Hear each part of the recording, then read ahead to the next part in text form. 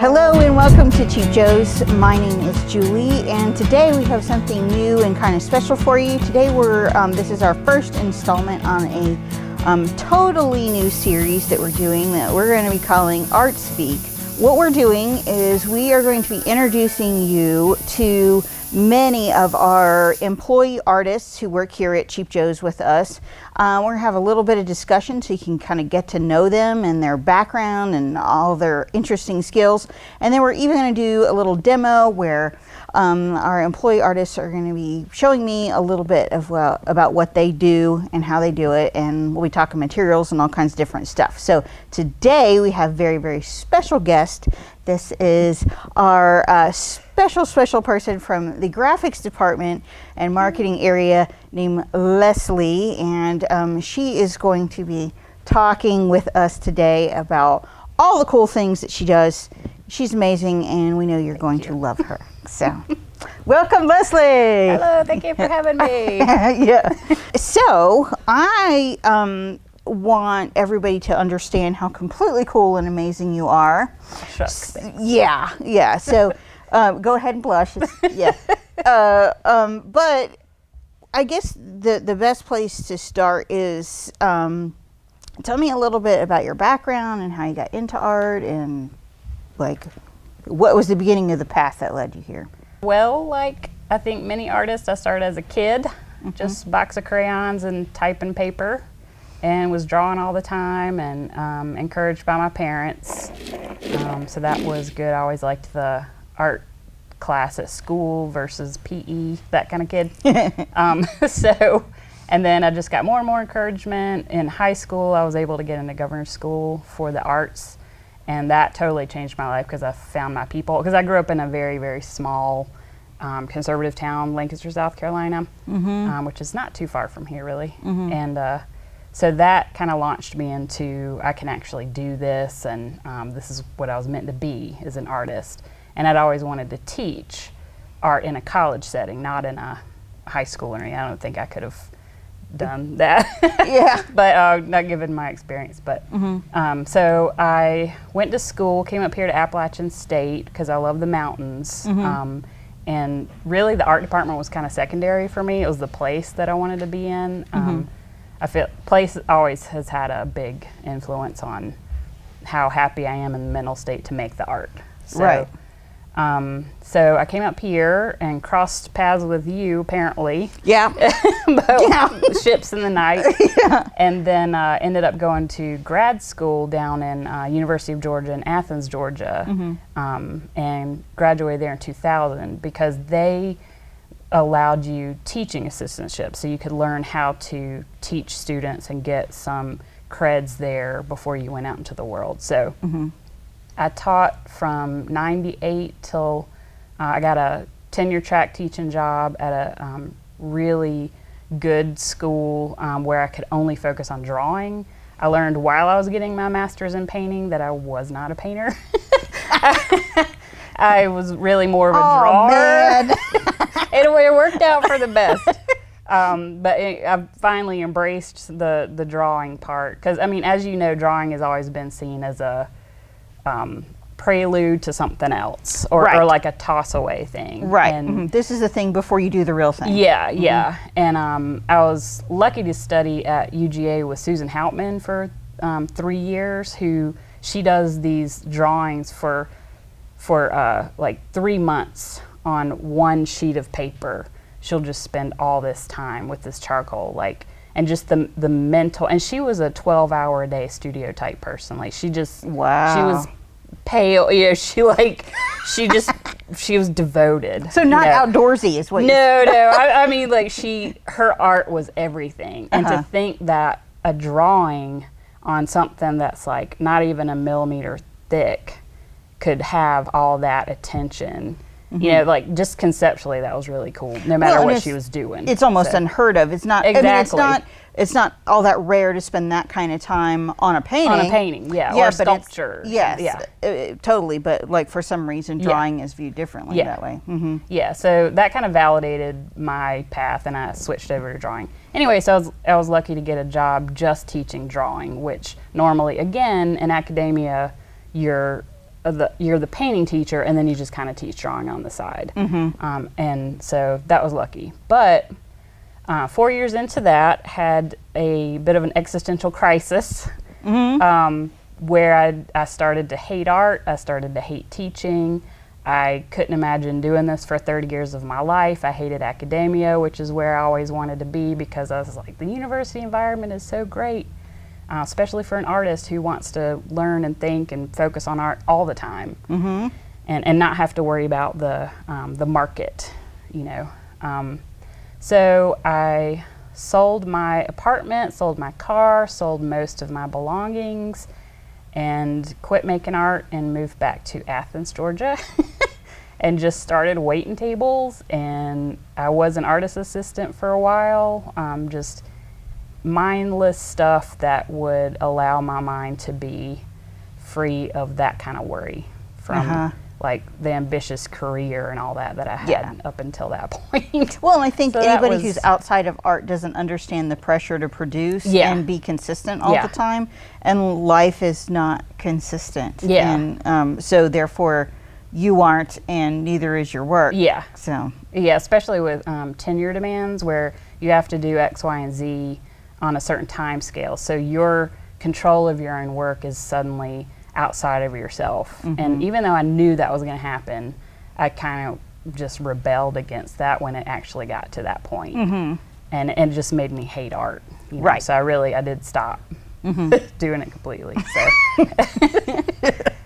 nothing like chucked some drawings nothing like in the hating the thing dumpster. you used to love. I know, that defined you. The rug was really pulled out from under me. Just I was just like, what? So how long of a timeline was it in there when you started to like understand that was what was happening, and before you like were like, okay, bye? Well, I went to therapy about it because I was like, how could I pass up this awesome job and opportunity?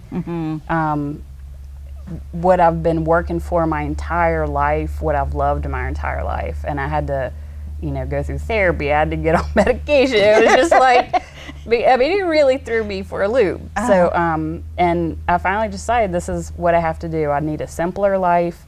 I need to actually live the philosophy that I thought I'd had before, which is just paring down everything down to the absolute necessity. And that's what I did. And then I built back up to just enough. And I've never been happier with, like, I started making art again. I started having a day job instead of a job that, where I had to be focused on my art all the time. Right. And it just allowed a lot of freedom. So I've reached a happy stasis, I think.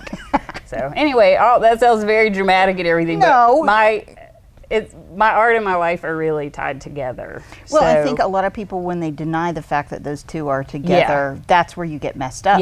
Yeah, and then when you just go ahead and go, okay, this is an outpouring of me. It's an extension of me, and so therefore, if I try to make it something that's not me, that's when it doesn't work so well. I couldn't. I wanted to be as authentic as possible, and it was getting to where I couldn't be, and I was like, just, everything ground to a halt. So now it started back up.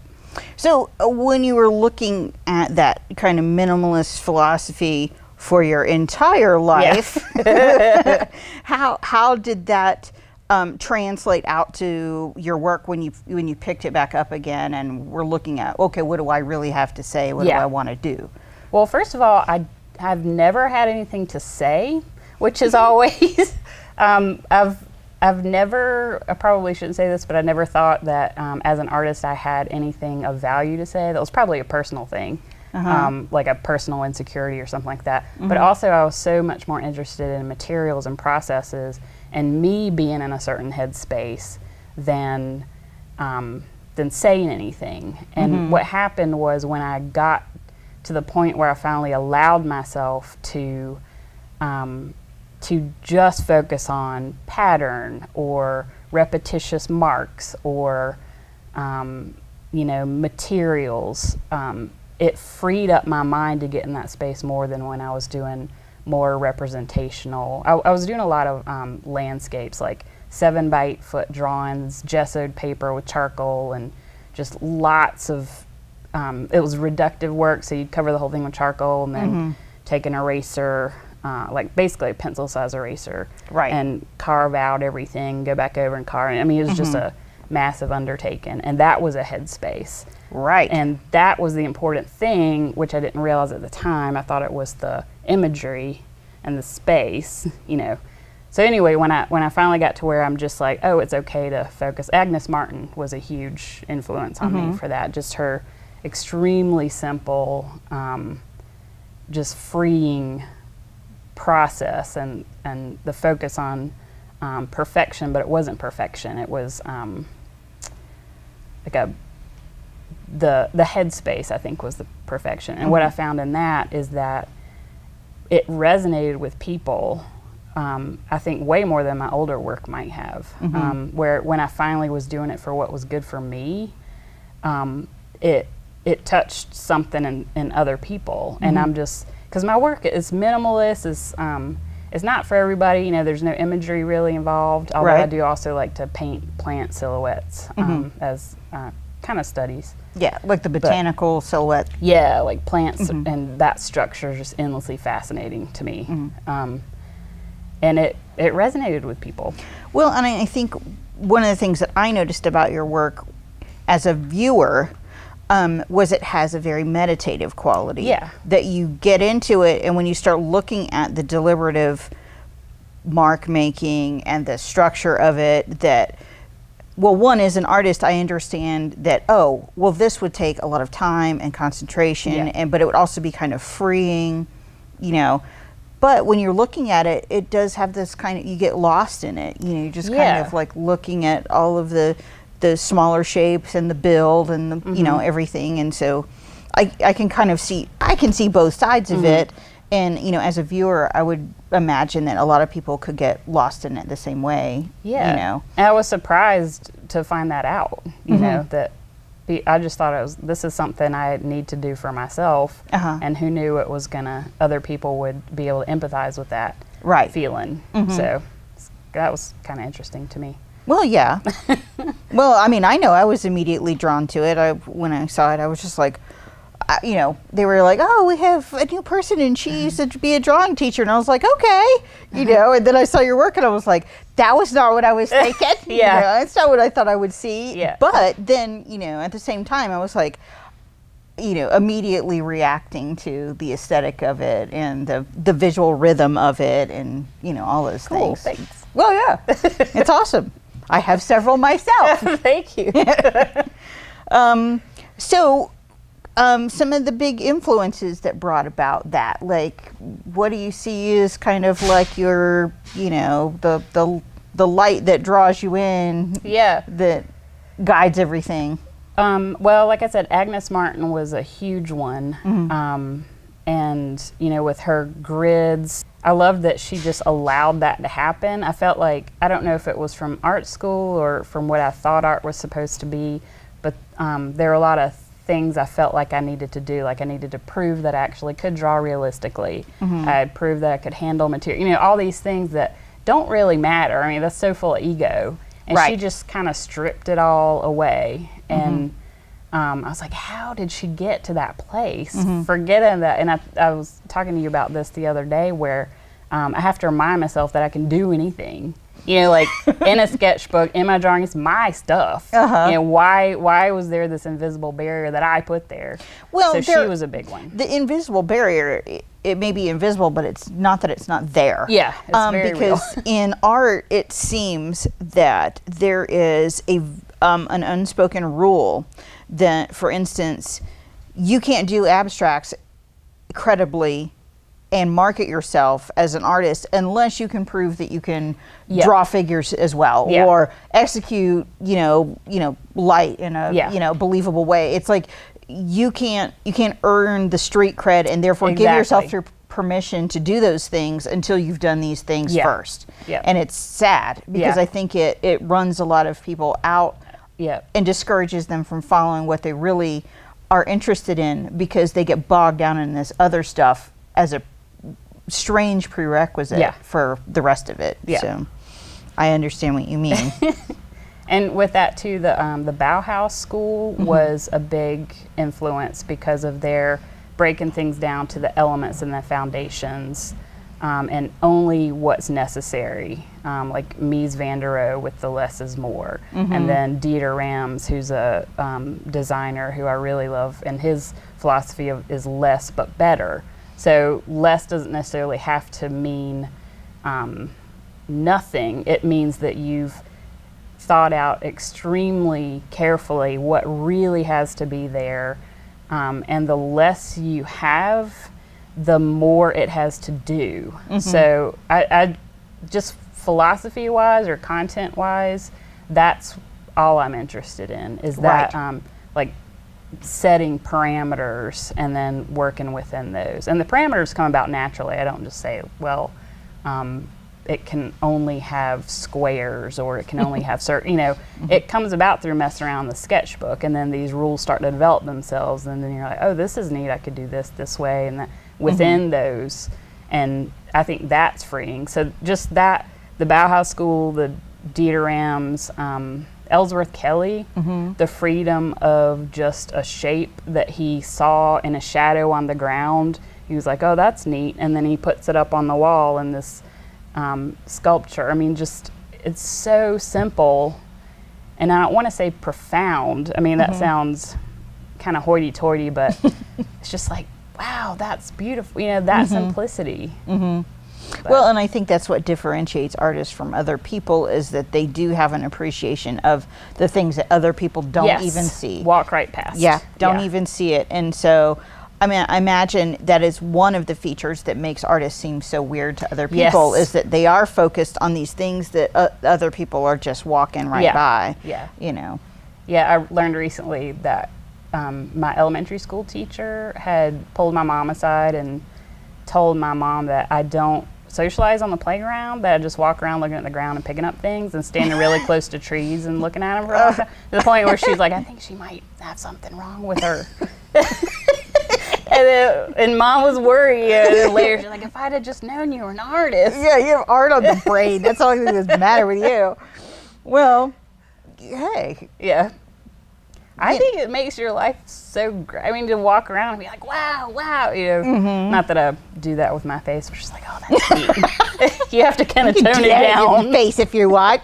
Well, I know exactly what that's like, because I mean, people have described me as being endlessly immature. Yes. And, like a kid, because I do get excited about things like that. And and I have learned that, like, when you let that part of you go, you die a little. You just do. You shrivel up like a cruddy piece of produce, and it's just not fun anymore. And so I refuse. Like, I do too. Yeah, I mean, like, if that makes me immature and like a little bit weird, then so be it. I think people might even be jealous, because people want to get back to that state, at some point in their lives. Like, why did I lose the wonder? So. Yeah.